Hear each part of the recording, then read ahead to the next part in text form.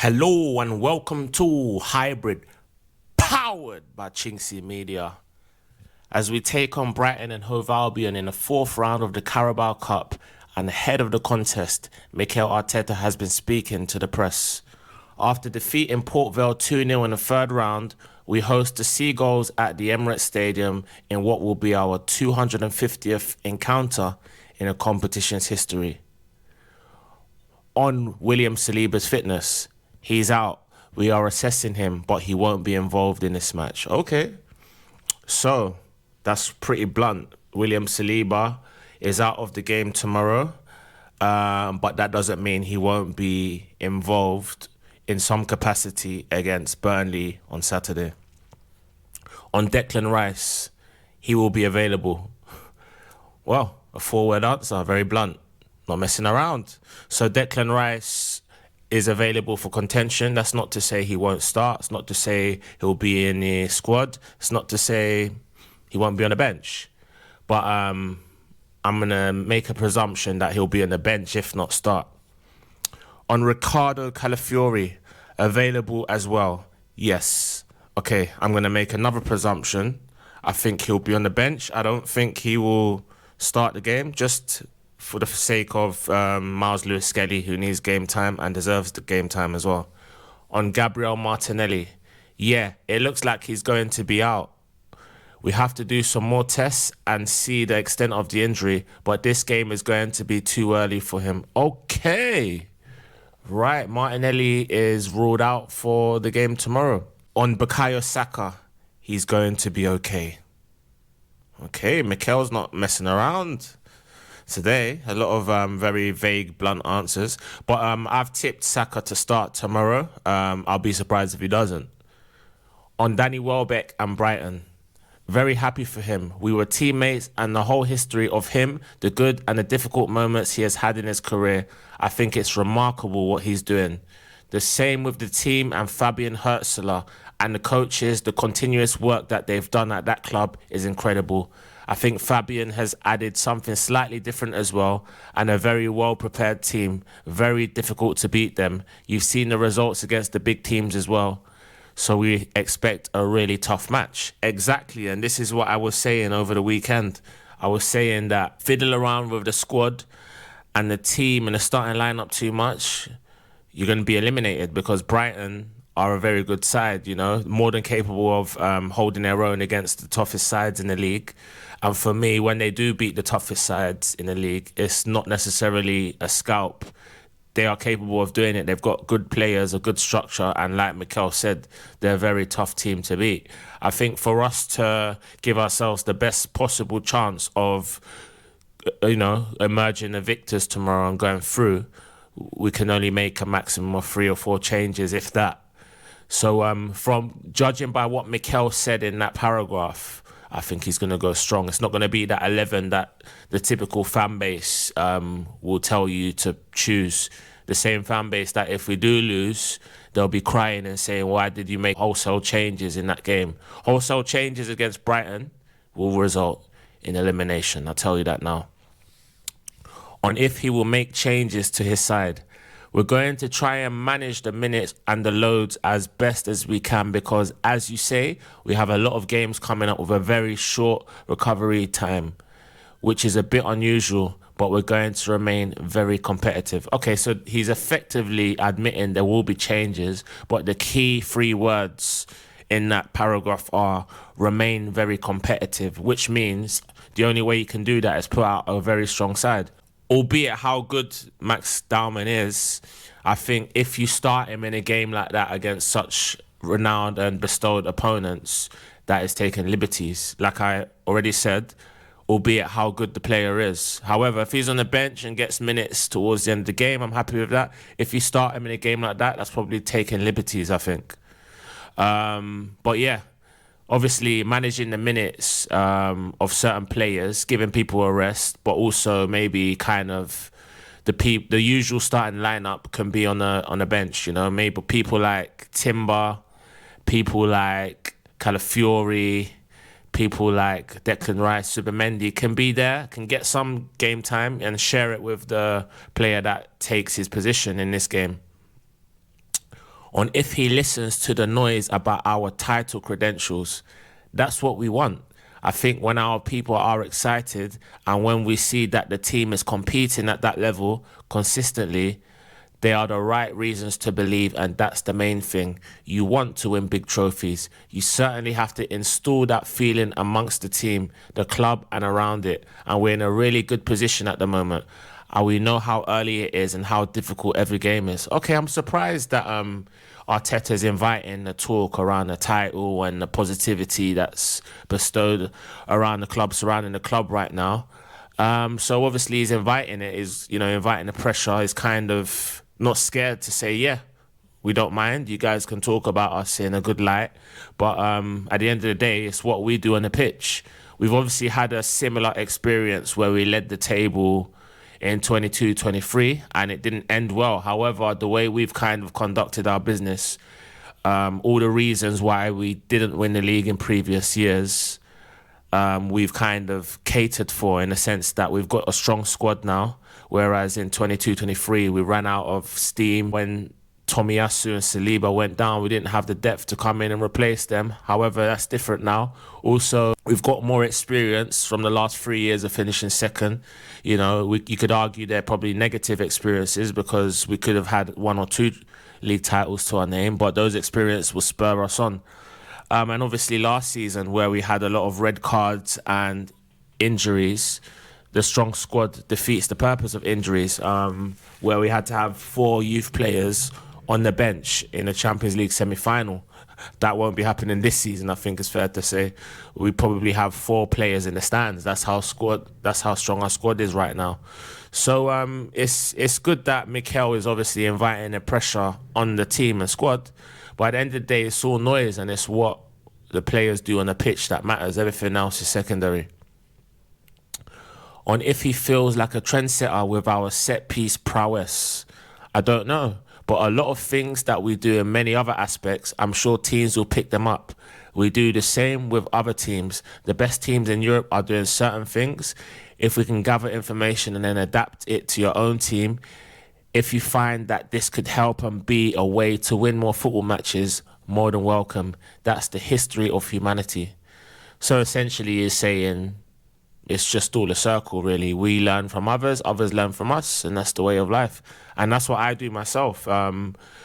Even in terms of YouTube, I subscribe to certain channels that you might not expect me to, but I can if I can pick up 0.1% of what I feel they're doing that's helping them, I'll take that on board because I know that I can add it to my arsenal. Pun intended. Okay. The connection with our fans. We always want more, but I think I said it after the match against Palace that I really liked the atmosphere. It's always tricky after a big match in midweek against Atletico to reproduce that, but it certainly was a great atmosphere to play football. The more we do that, the more we increase it, the more we maintain it throughout the game, and the more the team feels it, the better and stronger we're going to become, and much more difficult for the opponent to play. Yeah, I mean, we're building up a head of steam. Obviously, Arteta's not going to criticise the fans. Sunday wasn't as atmospheric as Wednesday, but it was almost impossible to replicate that atmosphere just for so many reasons, in the sense that Wednesday was such a big game. It's a Champions League game against a top side. It had the lights scenes at the start of the game as well, However, Sunday was more kind of, you could say flat, that might be a strong word. Drab, probably a too strong a word. But it's a different context, different type of game it was. But the main thing is we won both games in different contexts, as the manager would like to say. On our forward options, in the front lines especially, that's where we have more difficulties as well, with Noni Madueke, with Kai Havertz out, with Gabi Jesus out, with Gabi Martinelli out as well. So that's the area that we have to be more careful as well, more conscious, because we don't have that many options. So as I said, we're going to try to manage the load as good as possible to make sure that the players are fresh, they can compete really well, and the team can maintain the level that it's showing. Well, you could almost say that the players we have out right now mean that it's kind of easier, may not necessarily be easy to predict, but easier to predict the players that you would expect Arteta to put out. For instance, on the left, we now know it's either going to be Eze or Trossard, unless I'm deeply mistaken. On the right, Bukayo Saka might have to play, but I think personally he would have played anyway. And then up front, that's probably where you could say it might be Gyökeres again or Marino, but I personally opted for Gyökeres just for the context of the fact that he's up against his former side. He needs a goal, and yeah, I think they're the two main reasons. I think Mikel Marino will be in midfield though. On the importance of the Carabao Cup, today, the most important one, because it's the game that we have. It's a competition that we haven't won in many, many years. Yep, 32 years to be precise. And it has to start tomorrow. We have to play a great game in order to be able to beat a very good Brighton side. We know that. We are prepared for that, and we have to show it on the pitch. Yeah, Brighton have been a really sticky side for us. They've caused us issues over the years. I mean, generally they'll get 1 or 2 results against us or any other big side throughout a season. I'm pretty sure they beat Man City a couple of times last season. So, yeah, they're a very sticky, awkward opponent, and they're the epitome of what you would call a bogey side or dark horse. On Ben White's fitness, yeah, he had a setback and that hasn't helped. But I think in pre-season, he was probably our best player.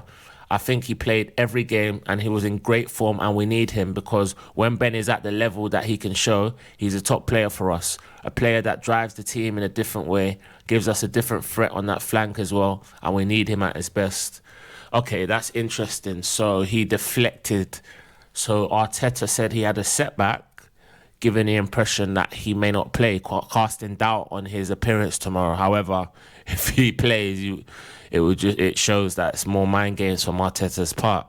But the fact that he had to go back almost 6 months into pre-season to tell you about when he's last performed well is a worry. And with Ben White, it's an interesting one because I said over the weekend that Ben White, we keep hearing he's rusty and not fit. But if he's rusty and not fit, then how is he going to make himself fit if he's rusty and not fit? So my point is, there's going to come a time where you just have to put him in from the start and hope he plays his way into the game. But is tomorrow that game? That's the question. What came first, the chicken or the egg? How does he regain match fitness if he isn't match fit to start?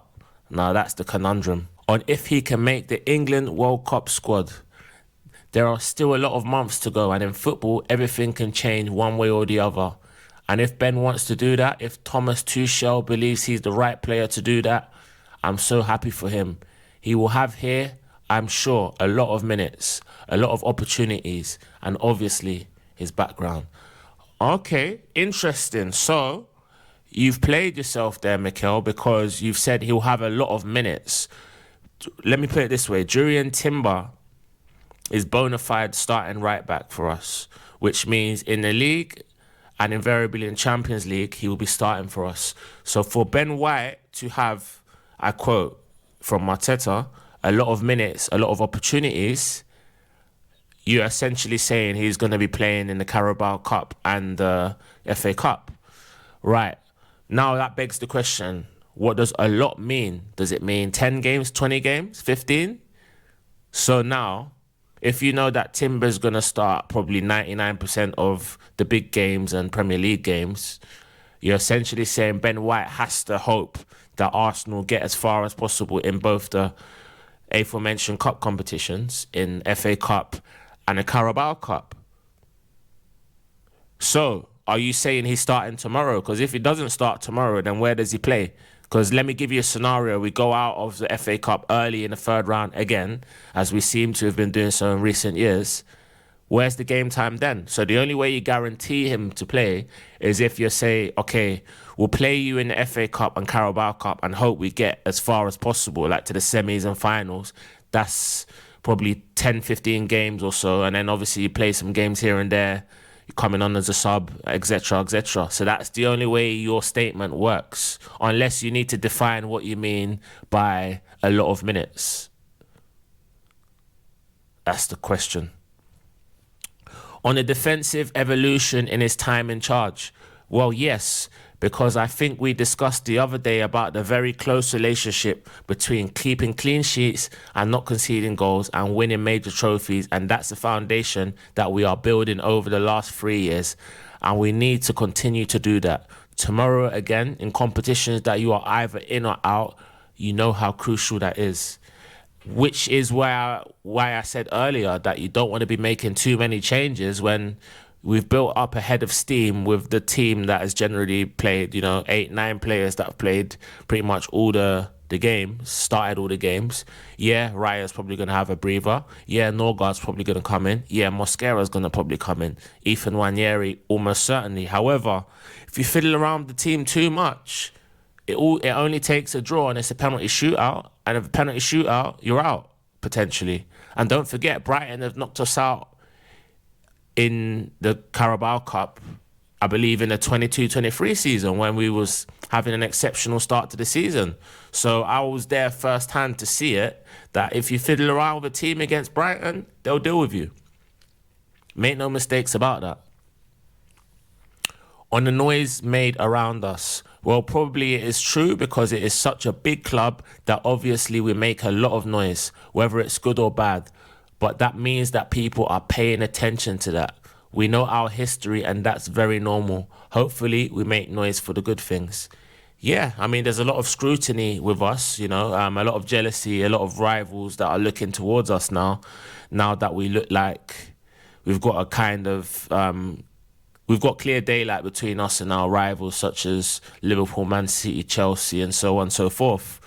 However, we just need to stay focused, stay humble, don't get complacent, keep doing the things that we've done to get ourselves in this position, and everything else will take care of itself. On Piero Hincapie's versatility, he's a warrior. He's going to bring such intensity, physicality, and emotion to the team as well. His quality on the ball, he's a player who is super keen. He can play inside, he can play in wide positions. He's done it, as you said, in different ways. And now we need to get him up to speed, because the moment that physicality is back and he's at his best, he's going to raise the level. Okay, you're talking like you're going to start him, but then that kind of contradicts the notion that too many changes isn't good. For me personally, I would have Hincapie on the bench ready to come on, but I want Miles Lewis-Skelly starting at left back. So if Hincapie is to start and Miles is to start, the only other position he can play really is centre half. But we already know Mosquera is going to start centre half, and I think we need Gabriel in the team. So unless you put Mosquera right back, nah, it's not going to work, because Hincapie and Gabriel are both left centre back. So in essence, for me, I think it's going to be Ben White or Tim. It's going to be Kepa, either Ben White or Timber, Mosquera, and then it's either Hincapie or Gabriel, because Lewis-Skelly will start. So it'll be interesting. There's some big decisions to make. On Ethan Nwaneri's positional change this season, a bit of everything. At the end, the context of Bukayo's injuries and not having a replacement as well opened that opportunity for him to break in and have a lot of minutes at his age. And now that he's more settled, he's more stable, more mature, we see him playing inside in both positions. That's where his biggest threat is. That's where I think he's most comfortable as well, and he can connect better with his teammates. But it doesn't mean that he cannot play wide. He can do it still. But I think now we need to start developing more in one position. Yeah, because I think he did start off well on the wing. But in certain games, like against Manchester United, where the right back in Dalot kind of had his number, I think if you have loads of games like that, you start to etch away at his confidence. So really, you want him playing in positions where he feels more comfortable, more at his strongest, more at threat to the opposition. So yeah, centrally is probably the one where he needs to look at playing in.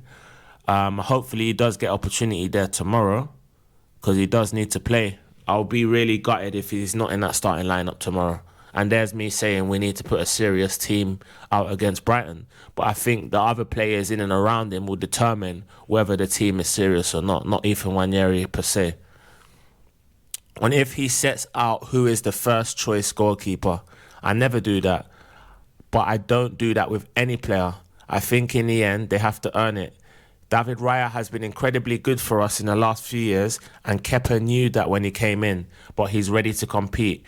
If I have to highlight behaviours in that dressing room and culture, probably I would mention him as number one.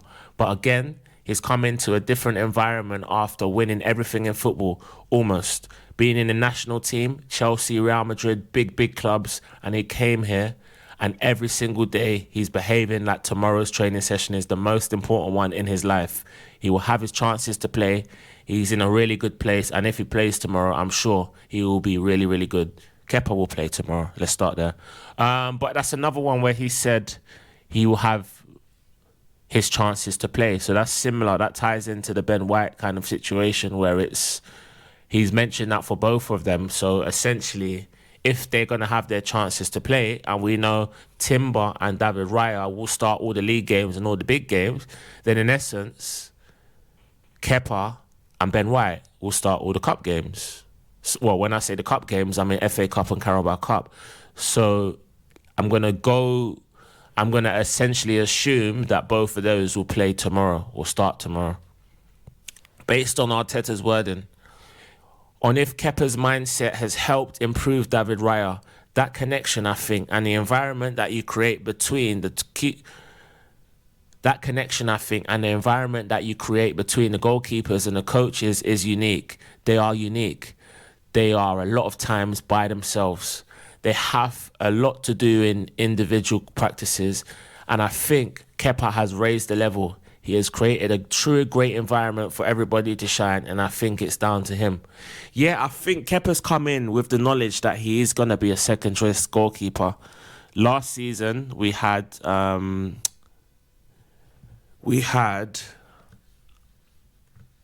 Neto in goal, and he essentially knew that he was never going to play. He did play the Girona game, and he had an aberration in that game. So this one is a bit different to Ramsdale. So it's almost like it's in between the Ramsdale and Neto scenarios where like Ramsdale was kind of like a number one, not happy to be a number two when David Raya come in. Whereas Neto was a number two, happy to be a number two. In this sense, Kepa is a number one at many other Premier League clubs, but he knows that he will be a number two. However, if there's an opportunity for him to come in, he will take it, and there will be opportunities for him to play starting from tomorrow. On if he would still make a goalkeeper substitute in a game.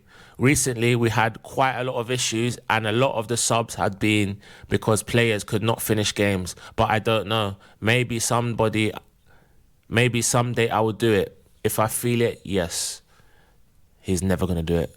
I remember, I think they're alluding to when Arteta said that a few years ago, but people say a lot of things in life, and yeah.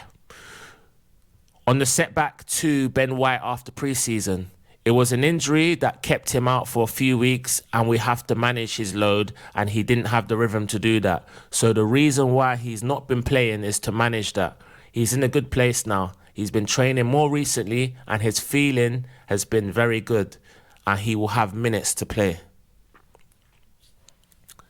Yeah, so once again, Mikel Arteta reiterates that Ben White will have minutes to play. So we said that a few times, and I'm going by his wording. So based on that, I'm going to put my neck out and say that Kepa and Ben White will start tomorrow. On if he should have had surgery sooner, I don't know. That's more for the medical staff. But obviously, we want to protect our players. We're never going to expose players if we know that they're going to damage. We're never going to expose players if we know that we're going to damage them for the future. Ben, I mean, he will play with anything. You really have to scratch and ask him, are you okay? Are you okay? Annie, are you okay? Are you okay? Ben, are you okay? Are you okay, Annie? Anyway, because if not, he won't tell you because he wants to play every game, which is great. But with that injury, it didn't allow him to have that consistency. And hopefully now he's going to get that rhythm because the team needs him.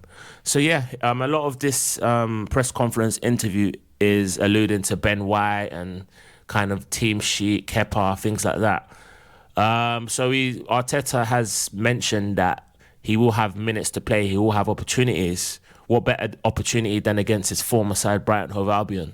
Ben White starts tomorrow, and so does Kepa.